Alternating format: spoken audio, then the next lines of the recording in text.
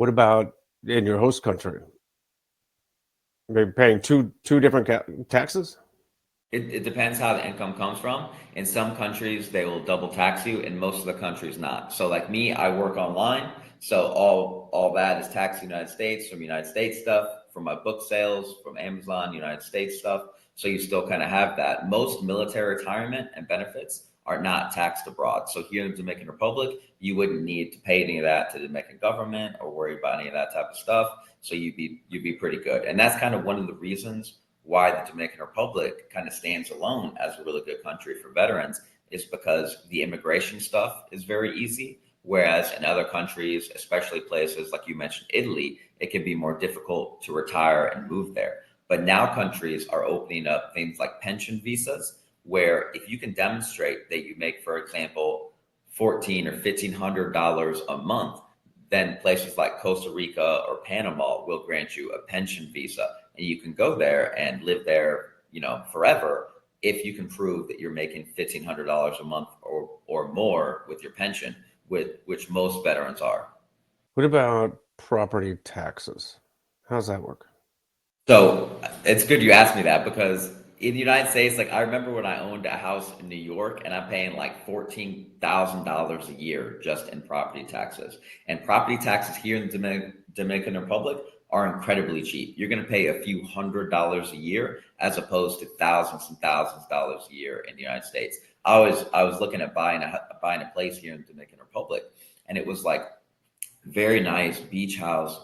And that was kind of one of my first questions was about the property taxes. And you can buy a house and your property taxes are going to be under like $500 a year, basically, no matter what kind of house you buy. So when I look at the United States, it's almost just like highway robbery when you have these like incredibly, incredibly high taxes. And here in the Dominican Republic, like I said, pretty much no property taxes. And if there are, it's like $400 a year, which you don't even mind paying. That's the only tax you don't mind paying. That's crazy. I mean, that's Yeah, but awesome. that's how it should be. You own the goddamn house. Why am I paying $10,000 a year to live here? All right, we're moving. Anyways, uh, so that's terrific. And you talked about these certain enclaves and the benefits of these places. Uh, what are there other benefits to besides the I guess the obvious cultural differences, the healthcare system, taxes. What else draws you to moving overseas? I think it's the concept of a fresh start. A lot of us in our lives need a fresh start. And as veterans, we tend to screw our lives up a little bit. We tend to have problems. And it can be hard to kind of reinvent yourself getting out of the military because you have to figure out your identity. You have to figure out a new mission in life. And for a lot of veterans, I think moving abroad represents a fresh start in life, which a lot of times we need that. You need to go somewhere and kind of reinvent yourself, better yourself, work on yourself.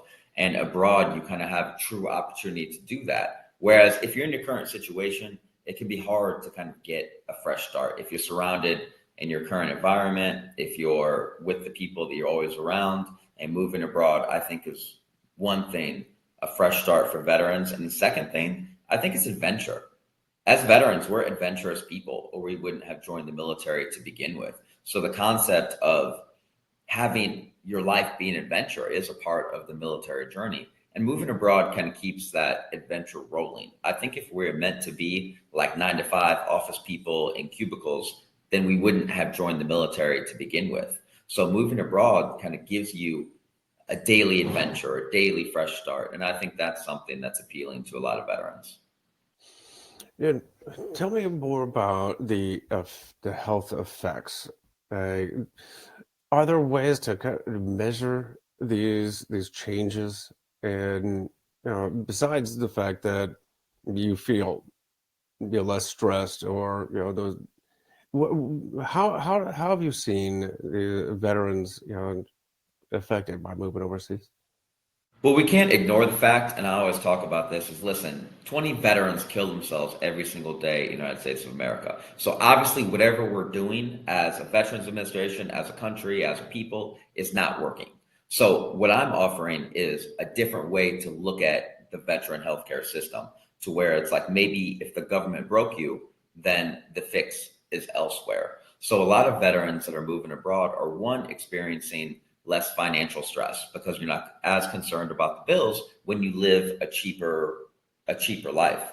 Two, you have the healthier food. And I think that's such a big kind of underrated thing that as Americans, I think we're finally starting to wake up to that what you put in your body really, really matters.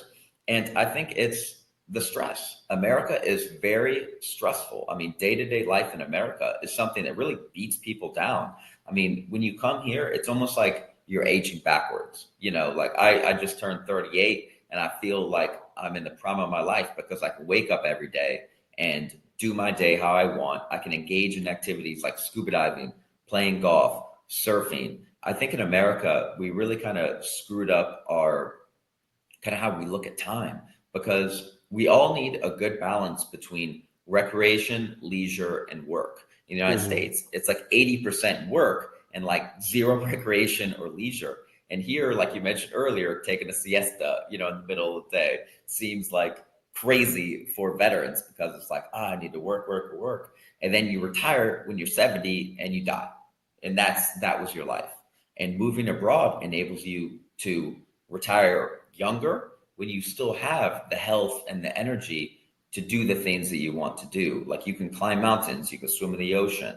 And I like to talk about, when my grandparents were like 90 years old, they took like a 6 month cruise around the world, which is such a cool thing. But they didn't even have the energy or health to like get off the boat and do fun stuff because they're 90. And so I want to enjoy my life while I still can, while I have the health, the energy, and the passion to live my life to the fullest and do the things I want to do. The idea of working every single day until I'm 70 and then dying the next year is incredibly unappealing to me. And I think for veterans, we're a different kind of people.